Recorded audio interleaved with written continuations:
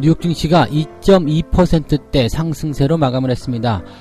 일단 유가 전쟁이 끝나간다 이런 얘기가 전해지고 있습니다. 국제 유가가 이제 안정세를 보일 것이다 이런 예상이 나오고 있는 건데요. 실질적으로 이제 국제 유가는 밤사이에 엄청난 급등세를 보이기도 했습니다. 물론 이제 경제지표 즉 실업수당 청구 건수가 무려 600만 건이 넘어서는 엄청난 이변을 토하긴 했습니다만 그래도 이런 부분들을 다 덮어씌우는 그런 형태의 호재가 나오지 않았었나라고 생각이 좀 됩니다.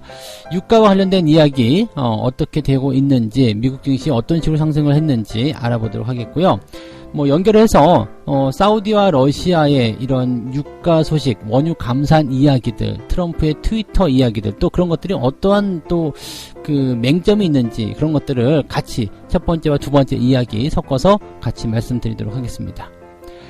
개인 투자자들은 지난달에요. 코스피만 11조 원어치를 쓸어 담았다라고 합니다. 3월달에 주가가 많이 하락했음에도 불구하고 11조 원어치를 매수했다라는 부분들인데 자, 개인들의 물량이 상당히 많이 들어온 만큼 여기에 대한 향후 그 결과물들도 많이 주목이 되고 있는 상태입니다. 수급은 도대체 어떻게 바뀌고 있는지 또 개인 투자자들은 도대체 뭘 그렇게 많이 샀는지 한번 알아보도록 하겠습니다.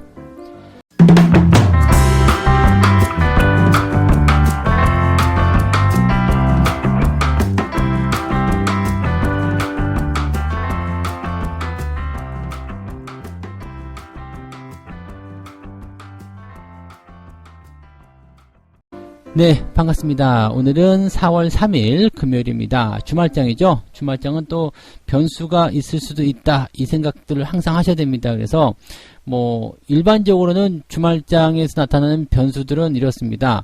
아침에 나타나는 부분과 오후에 나타나는 부분들이 조금 다르다. 즉 아침에 주가가 하락했다라면 오후에 주가를 반등시켜주는 모습 또는 아침에 주가 상승했다면 오후에 주가를 반락시키는 그런 형태의 모습이 나타날 수 있다. 이런 정도로 좀 보셔야 되는 거라서 주말장에는 항상 좀 변화가 좀 있었어요. 그러니까 오전보다는 오후에 매매를 하는 것이 그나마 조금 유리하다라는 이야기가 나오는 게 이런 변수를 조금 줄이고 나서 대응을 해보라 이런 이야기 때문이라고 생각하셔도 되겠습니다.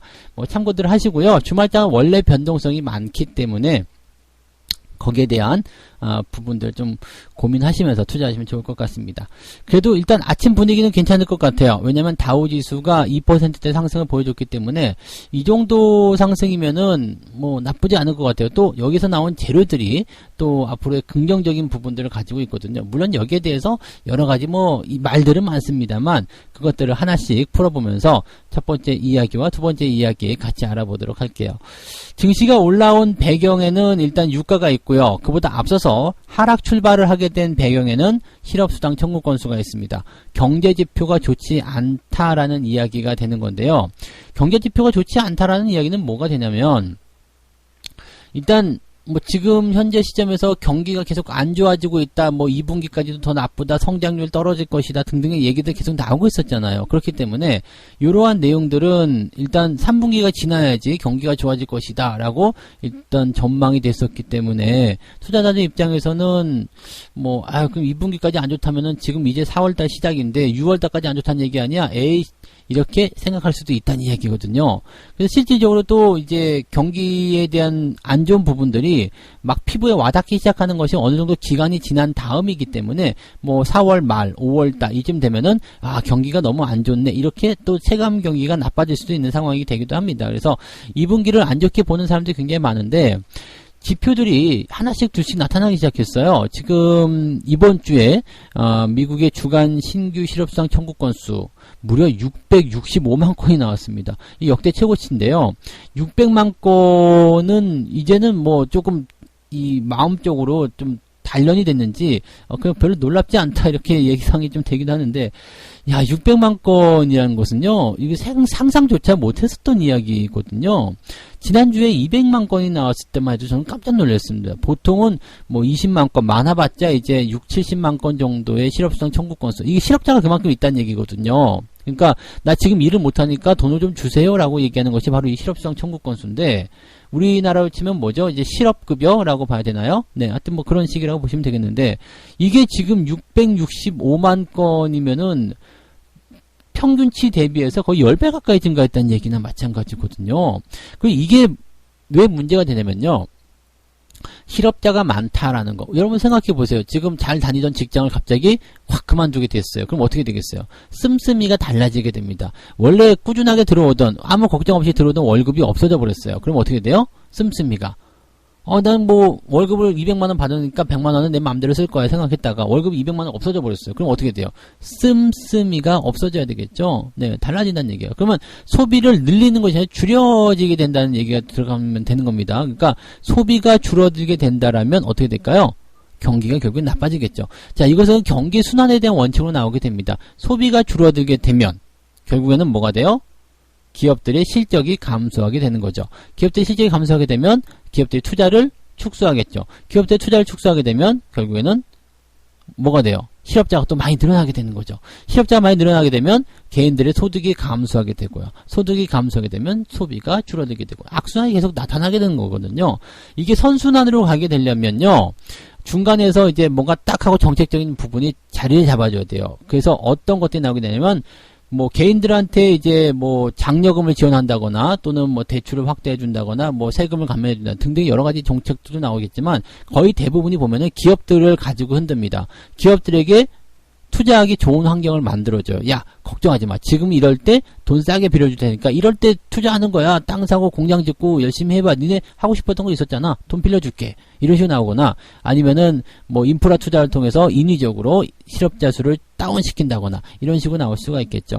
지금 신규 실업수당 청구 건수가 665만 건이 나왔지만 실질적으로 지금 미국의 인프라 투자에 대한 법안이 통과만 된다라면 이런 거는 금방 없어져요. 왜냐면 그 인프라에 대한 부분들이 이렇게 그 고용을 좀 창출시킬 수 있는 부분으로 작용되기 때문입니다. 그래서 이 고용지표에 대한 부분들을 먼저 잡아놓고 움직이는 그런 정책들이 과거에 이제 그 옐런 의장 때 그런 것들 많이 했었죠. 고용을 가장 중요시 여기겠다. 뭐 이런 식으로 얘기를 많이 했었기 때문에 뭐 그러한 부분들이 적용되고 있다고 좀 보셔도 될 것 같아요. 지금 이 신규 실업수당 청구 건수가 늘어나는 부분들은요. 어쨌든 현재 상황에서의 그 어떤 우려감들을 반영하고 있는 부분이고 또 실질적인 지표로 나타난 내용이기 때문에 당장 시장에는 악재의 요인으로 작용은 하고 있습니다만 오래 가지는 않을 것이다 라고 생각하시면 되지 않을까 보여집니다. 자, 그래서 일단은 증시가 이것 때문에 주가가 하락 출발을 했단 말이에요. 그런데 상승 반전을 강하게 하게 된 이유가 있습니다. 이게 뭐냐면 그 유가가 반등을 하게 됩니다. 유가가 장중에 30% 넘게 상승을 했었어요. 근데 그 이후에는 이제 다시 조금 반납하는 모습이 좀 나타났습니다. 그 배경에 대해서는 조금 이따가 두 번째 이야기 때 바로 연결해서 말씀을 드릴 건데요. 이 유가에 대한 부분들이 어떤 식으로 나왔냐면 일단은 그 뭐 상황 자체가 조금 전쟁이 종식됐다 뭐 이런 식으로 얘기가 나왔어요. 그래서 실질적으로는 이 유가가 그동안 계속 시장에 압박을 줬었던 이유는 이 감산에 대한 부분들이 이 실패를 하게 되면서 나타난 부분이었잖아요. 그러니까 유가가 지금 내려가는 이유는 수요가 감소할 것이다. 이 수요가 감소하는 이유는 뭐 아시다시피 이게 경기 상황이 좋지 않기 때문에 수요가 줄어들 것이다. 당연하게 생각하셔도 될 것 같아요. 경기가 안 좋은데 뭐 기름을 어디다 쓰겠습니까? 라고 생각이 될 수도 있겠죠. 그러니까 기름이 이제 수요가 감소하는 것에 따라서 공급량을 계속 유지하게 된다면 결과적으로는 공급이 많아지게 되기 때문에 시장에 물건이 많아지고 돈은 사겠다는 사람은 적게 되면 경제 원칙이 있잖아요. 수요와 공급의 원칙. 그래서 공급이 많아지게 되면 가격은 떨어지게끔 되어 있습니다. 그러다 보니까 이제 오펙에서 석유 그 기구에서 오펙에서 감산을 좀 합시다. 감산을 좀 합시다라고 이제 얘기가 나온 거고 이 오펙에 가입되어 있지는 않지만 이제 산유국 중에서도 이제 힘이 조금 있는 국가 중에 하나가 이제 러시아입니다. 이 러시아가 같이 포함이 돼가지고 회의를 막 시작했어요. 그래서 사우디가 감산하자. 지금 뭐 석유를 계속 끄집어내게 되면 결국에는 가격이 계속 떨어지게 돼서 우리가 손해를 보게 된다. 이런 식의 얘기가 나왔단 말이에요.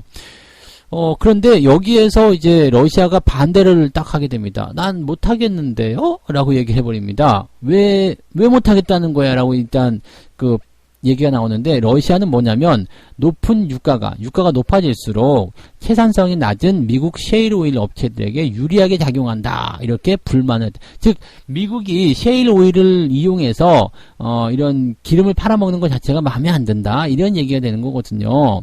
근데 사실은 이제 채산성 같은 경우는 뭐 셰일 오일뿐만이겠습니까? 저 그냥 직접 기름 파내는 이런 애들이 더 채산성에서는 더 유리하겠죠. 근데 어쨌건 지금 셰일 오일이 옛날에는 이렇게 위협이 될 수 있는 부분들은 아니었습니다만 새롭게 기술이 개발이 되면서 생산성이 굉장히 좋아졌어요. 그러니까 단가가 낮아졌다는 얘기죠. 그런 부분이 있기 때문에 유가가 높은 상황에서는 상당히 많은 수익을 볼 수 있는 그런 구조가 만들어졌다는 얘기입니다. 옛날에는 이 채굴을 하는데 채산을 하는데 굉장히 많은 돈들이 들어갔기 때문에 비용 때문에 유가가 웬만큼 높지 않아서는 셰일 오일 자체를 생각도 못 했었는데요. 지금은 그게 아니란 이야기가 되는 거거든요. 그래서 미국이 이런 석유 패권을 갖고 가는 것에 불만이 계속 생겼었던 상황이었는데 러시아는 안 그래도 뭐 중국이랑 붙어가지고 미국을 견제하는 용도로 좀 지금 계속 정치적인 그런 대립 관계도 있기 때문에 여기에서 그냥 안 되겠다. 우리가 왜 미국 배를 불러줘야 되냐? 나는 증산할 거야. 라고 얘기가 돼버린 거죠.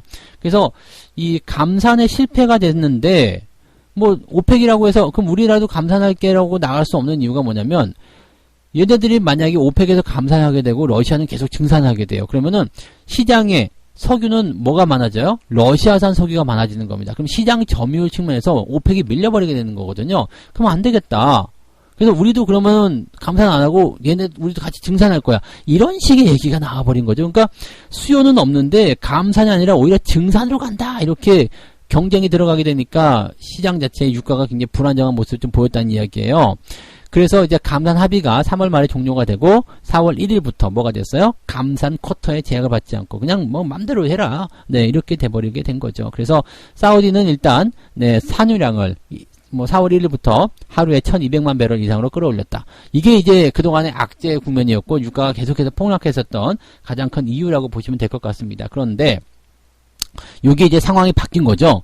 오늘 두 번째 이야기로 이 부분을 설명을 좀 드릴 거예요. 그래서 상황이 어떻게 바뀌었냐면 트럼프가 이제 사우디하고 이제 러시아와 통화를 했다. 통화를 해서 최대 1500만 배럴의 원유를 감산하도록 이야기가 되었다라고 했다는 어떤 트위터가 올라갔어요. 지금 뭐 푸틴 대통령하고 무함마드 빈 살만 사우디 왕세자와 얘기했다라고 얘기가 나오고 있죠. 그래서 만약에 이게 감산이 된다는 부분이 확실히 된다라면 유가 전쟁은 끝났다라고 볼 수 있는 거거든요. 그러다 보니까 장중에 유가가 뭐 30%씩 폭등하게 되고 뭐 난리를 보이는 그런 모습이 좀 있었어요. 트위터를 통해서 얘기했습니다. 푸틴 대통령과 대화한 내 친구 MBS와 방금 얘기했다. 네, 나는 그들이 약 1000만 배럴을 감산할 것을 예상하고 희망한다. 더 많을 수도 있다. 네, 이렇게 얘기를 했습니다. 그래서 뭐 석유화학 업체들이 막 그냥 다 올라가는 모습이 좀 나타나는데 여기 지금 이 트위터가 굉장히 중요한 거예요. 푸틴 대통령과 대화한 내 친구 MBS. 말을 꼬았단 말이에요. 그러니까 직접적으로 트럼프가 푸틴 대통령과 통화를 한 게 아니란 이야기예요. 그래서 이 무하마드 사실은 이제 사우디 같은 경우는 미국의 우방이잖아요. 그렇기 때문에 계속적으로 이제 뭐라 그럴까 이 미국의 편 또는 미국과 같은 방향 이런 것들 보면서 걸어가고 있다 좀 보시면 되겠죠. 그래서 어쨌건 간에 이런 내용들이 나오면서 원유를 감산시키겠다. 그러면 어떻게 돼요? 공급이 줄어들게 되니까 결국에는 수요와 맞춰지게 되면서 기름값은 상승하게 될 수밖에 없다. 이렇게 보셔야 되겠죠. 자, 뭐 원유 차트를 잠깐 좀 보시면은요, 이게 분봉 차트인데요. 시작하자마자 빵 하고 뛰어가지고 30%대까지 상승한 모습이 나타났어요. 이게 트위터가 공개되면서 뭐 엄청난데 1500만 배럴이라고? 라고까지 이야기가 나온 거면서 유가가 빵빵 튀어서 그냥 엄청나게 급등을 했고요. 30%대나 급등했어요. 그래서 이제 상승폭을 반납하는 모습으로 마무리가 됐습니다. 자, 일봉상의 차트를 보게 되면요. 그동안 계속해서 이제 감산 합의에 실패한 그런 모습들, 그 다음에 유가가 하락하는 모습이 나타났다가 3월달이 이제 정점이었죠. 네, 감산 합의가 실패하게 되면서 종료. 그러면서 이제 4월달 들어서면서 바닥을 잡는 형태입니다. 아직 바닥이 나왔다라고 확신하기 좀 어렵습니다만 그래도 지금 같은 상황이라면 또 유가도 바닥에 대한 관점이 가까워 오지 않았냐 이렇게 볼 수도 있겠다 생각이 좀 들기도 합니다. 자, 근데 문제는 말이에요. 유가가 왜 상승폭을 반납했느냐에 대한 관점도 우리가 알아야 돼요. 지금 러시아 대통령궁은 트럼프 트위터에 대해서 푸틴 대통령과 사우디 왕세자 사이에 대화가 없었다. 네, 이렇게 얘기가 됩니다. 자, 트럼프와 푸틴이 대화를 한 것도 아니고 트럼프는 푸틴과 사우디 왕세자의 대화가 있었다라는 얘기를 하면서 푸틴과 대화한 내 친구 MBS와 이야기를 나눴다라고 되어 있는데, 이 트럼프가 이야기한 이 대화라는 것이 지금 새롭게 대화가 있었다는 게 아니라 이전에, 즉 지난달에 감산 합의를 했었던 그런 내용이다, 뭐 그렇게 얘기가 된 것 같아요. 그래서 이 트위터를 좀 잘 해석을 해야 되는 게, 상황을 좀 보게 되면요, 지금 러시아와 사우디 사이에 감산 협상이 되었다라고 일단 이야기가 나오는 것 같아 보이지만 실제로는 그게 아니란 이야기죠. 러시아는 지금 전혀 생각하지 않고 있는데 이 트럼프하고 이 무하마드가 통화를 했을 수는 있겠어요. 그래서 서로 간에 이제 어떤 그렇게 되면 좋겠다라고 희망을 일단 했다. 그러면 이제 무하마드는 이럴 수 있었겠죠. 러시아 가면 우리도 할게요. 뭐 이런 식으로 얘기가 나왔을 수도 있어요. 지금 러시아가 저렇게 나오는데 우리도 그냥 이렇게 있으면 안 됩니다. 시장 점유에서 밀려요. 뭐 등등의 이런 이야기가 나온다는 이야기인데, 그러면 이제 트위터에서 이렇게 먼저 때렸을 수도 있는 거죠. 네, 예전에 대화를 했었던 이 사우디하고 내가 통화를 했는데 감산이 될 수도 있겠다, 이런 식으로 풀이를 할 수도 있다는 얘기가 되는 겁니다. 뭐 이렇게 되면은 뭐 이게 웃기는 얘기가 되는 거죠. 뻥카가 될 수도 있습니다. 뻥카. 네, 뻥카가 될 수 있다, 이렇게 볼 수도 있겠고. 자, 그다음에 그 트럼프 대통령이 언급한 최대 1,500만 배럴이 이게 일평균이 아닐 수도 있다는 얘기가 되거든요. 만약에 이게 일평균이라고 한다라면 지금 사우디와 러시아의 일일 평균 생산량이 최소 45% 감소. 즉 두 개 합친 두 나라가 합친 이 생산량이 지금 약 3천만 배럴에 넘게 나타나고 있잖아요. 3천만 배럴 정도 나타나요. 이 정도 되는데 이게 지금 반토막이 난다는 얘기거든요. 그럼 어마어마한 감산이고 되는 거거든요. 야, 이렇게 되면은 정말 이게 가능한가라는 생각이 좀 들기도 하는 거죠. 그러니까 지금까지 계속해서 감산한 규모가 일평균 최대 120만 배럴이었고, 그 다음에 3월 달에 실패한 그 감산 규모가 일평균 150만 배럴이었는데 이게 일평균 1,500만 배럴이 되겠냐? 말이 되냐? 이런 식으로까지 얘기가 나올 수 있다는 얘기죠. 갑자기 이게 손바닥 뒤집듯이 되겠느냐? 이런 식의 얘기가 나올 수 있는 겁니다. 그래서 가만히 또 이제 트위터를 분석해 보니까 처음에 나올 때는 뭔가 굉장히 희망적인 메시지라서 주가가 빵 튀었는데 이 까보고 하니까 실질적으로 러시아에서 이제 부정하고 있어요. 그래서 생각해 보니까 이게 협의가 이루어진 게 아니라 그냥 사우디 왕세자하고 트럼프의 희망사항일 수도 있겠다 얘기가 나오는 거고, 또 1,500만 배럴 이야기를 했지만 그게 일평균이 아닐 수도 있다. 네, 일평균이면 어마어마한 수치가 되겠지만 일평균이 아니다 그러면 이게 뭐야? 그러면은 뭐 한 달 동안에 1,500만 배럴을 감산하는 것인지 일주일 동안 감산하는 것인지 알 수가 없잖아요. 그러니까 감산 기준과 규모가 애매하다라고 얘기가 나오는 거죠. 그러니까 분석하면 분석할수록 이게 확실시 되지 않은 내용이다라고 얘기가 나오면서 투자자사에서 이거 뻥카 아니냐? 네, 트럼프가 또 입으로 뻥친 거 아니냐? 뭐 이런 식의 얘기가 나왔다고 하는 겁니다. 그래서 일단 유가가 빵 튀어 올랐다가 이제 끌어내려지는 그런 형태의 모습으로 마무리가 된 거죠. 그래도 여전히 기대감은 작용하고 있는 부분들이고요. 이렇게 변동성이 나오고 재료가 나온다는 것은 그래도 거의 끝자락에 왔다는 얘기가 되겠습니다. 유가는 더 하락할 수도 있는 가능성은 열려 있겠습니다만 뭐 하락에 대한 폭이 그렇게까지 크지는 않을 것 같다. 또 10달러대로 내려가는 것을 또 미국이 좌시하지 않는다라는 것을 우리가 알아야 됩니다. 왜냐하면 셰일 오일 기업들이 다 떨어져 나가게 된다면 어떻게 될까요? 네, 미국으로서는 굉장히 큰 손해잖아요. 지금 에너지 패권 국가를 미국이 잡고 있는데 이게 계속 되겠습니까? 그래서 어느 정도 수준에서는 이제 적당선을 유지하게끔 만들어내는 그런 형태의 모습이 나오게 될 것이다. 사실 러시아가 아무리 이제 생산을 많이 하고 뭔가 시장 점유율을 확장하려고 한다 하더라도 미국과 사우디가 또 오펙이 전체적으로 이제 밀고 들어간다고 하는데 이게 쉽지는 않을 거라고 보셔도 되겠죠. 그래서 그런 식으로 보시면 되겠습니다. 그래서 유가 전쟁이 종료가 되는 시점이 가까워 오고 있다 정도로 아시면 되겠는데, 트럼프의 트위터는 약간의 이런 변수를 가지고 있다. 그래서 고지고대로 믿지는 않으시는 것이 맞다라고 말씀을 드려야 되겠네요. 그래서 유가가 계속 오르지 못하고 변수를 마지막에 보였던 이유는 이러한 내용 때문이다 라고 보시면 되겠습니다. 이거 되게 재밌는 얘기네요. 그죠? 네. 자, 세 번째 이야기 가도록 합니다. 시간이 많이 지났기 때문에 짧게 말씀드리도록 할게요. 주식 열풍에 개미 투자자들이 지난달에 코스피를 11조 원어치 쓸어 담았다. 거기에 여러분들도 포함되고요. 저도 포함이 될 겁니다. 네, 이게 지금 보면은요, 투자자들 예탁금이 계속해서 늘어나고 있기도 하고요. 지금 보니까 4월 1일 기준으로 47조 원대가 넘어갑니다. 어마어마하죠. 사상 최대치라고 얘기가 나오고 있기도 하고요. 또 활동 계좌. 신규로 계좌를 트는 사람도 굉장히 많고, 또 활동하는 사람들이 굉장히 많아졌다는 얘기죠. 그동안 가만히 있다가, 동결 계좌였다가 그냥 활동하는 사람들이 많아졌다. 이건 뭐냐면, 주식 투자 한번 해볼까? 지금이 기회라는데 좋은데 한번 해보자. 이 생각을 가지고 들어온 사람들이 많이 있다는 이야기입니다. 그래서, 실질적으로 이제 개인 투자자들이 많이 들어오는 것은 조금 걱정스러운 얘기긴 합니다만은 그래도 시장에 돈이 많이 들어왔다는 것은 긍정적인 부분이 나타날 수 있습니다.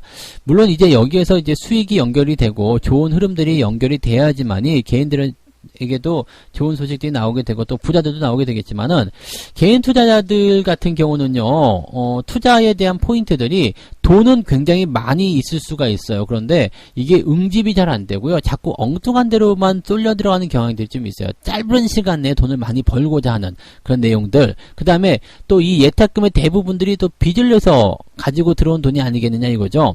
그러니까 실질적으로 이제 투자의 원금은 한 5천만 원 정도밖에 안 되는데 빚을 한 1억 원 내가지고 1억 5천씩 갖고 들어온 거다. 이렇게 나올 수도 있고 또 기존에 이미 손실을 보고 있는 상태에서 물타기를 과도하게 들어가는 그런 상황일 수도 있다 정도로 우리가 볼 수도 있는 겁니다. 자, 그래서 약간의 걱정스러운 부분들은 뭐냐면 정말로 물려있는 즉 하방으로 전환되고 있는 종목들에게 빚을 내가지고 더 갖다 실어버렸더라면 이것 자체로도 굉장한 불안감이 나타날 수 있는 상황이 좀 되는 거고요.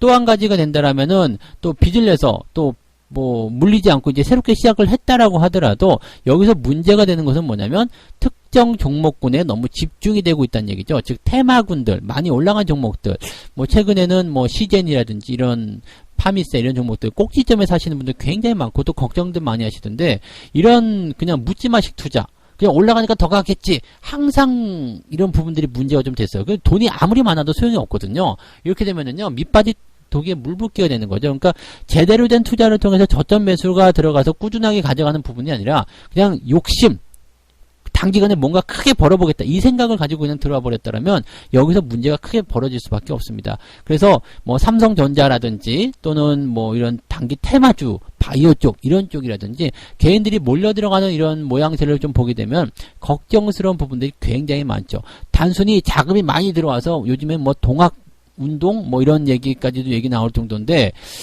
실제로 이 부분이 엉뚱하게 집중이 된다면 결과적으로는 안 하는 이만 못하다라고 말씀을 드릴 수가 있는 거예요. 그래서 사실 요즘 같은 때는 워낙 주가가 바닥이기 때문에 빚을 내서 신용이라든지 등등을 써가지고 투자하시는 분들 뭐 어느 정도 레버리지 효과를 활용하시는 건 나쁘지 않다고 생각을 합니다. 근데 과도한 대출 네, 정말 뭐 나의 수준을 벗어난, 나의 리스크를 벗어난 그런 부분들 또 그렇게 과도하게 대출했는데 빨리 뭔가를 해보고자 욕심을 내가지고 막 그렇게 무리하게 투자하시는 분들 그런 것들은 정말 하시면 안 된다고 보여집니다. 그냥 안 하는 일만 못한 거예요. 그렇기 때문에 지금 여러분들 개인 투자자들이 매수를 많이 해서 뭐 시장에 돈이 많이 들어왔다 이제 주가가 뭐 대단해지겠다 이렇게 생각이 될 수도 있겠습니다만 특정 종목군 또는 특정 업종군에 집중이 되고 있다면 그 업종군들은 사실적으로 또 잘 못 갈 수도 있고요. 상투일 가능성도 굉장히 높습니다. 그래서 이런 부분들도 같이 역설적으로 좀 조심을 해야 되는 내용이 된다라고 말씀을 드려야 되겠죠.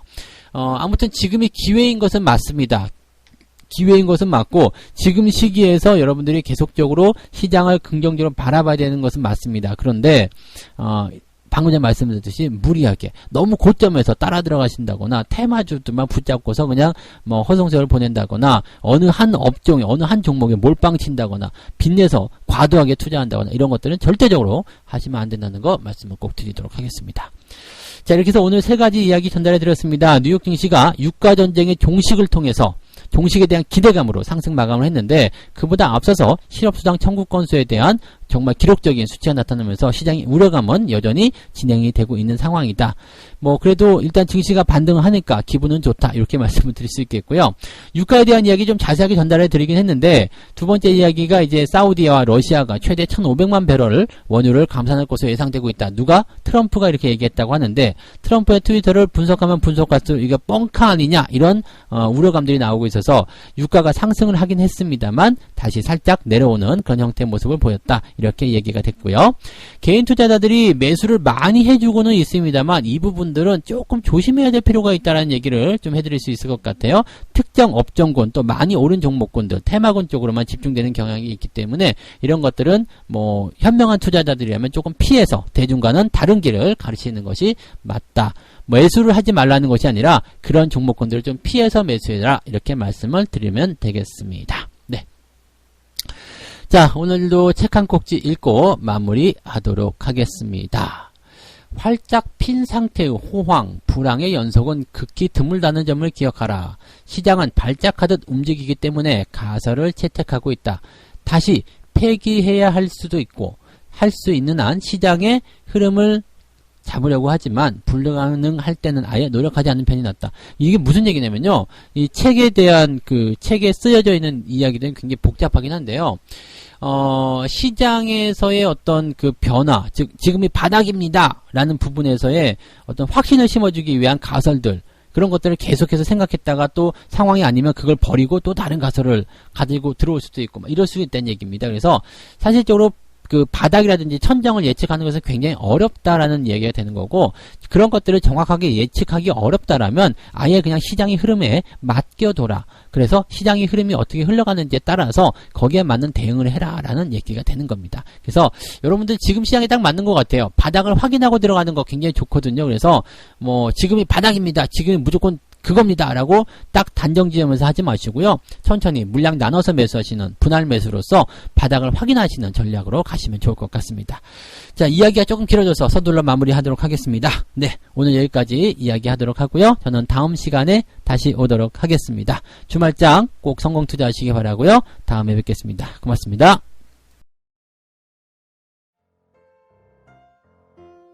본 방송에서 제공되는 모든 정보는 투자 판단의 참고 자료이며 투자의 최종 책임은 본 방송을 이용하는 본인에게 있습니다.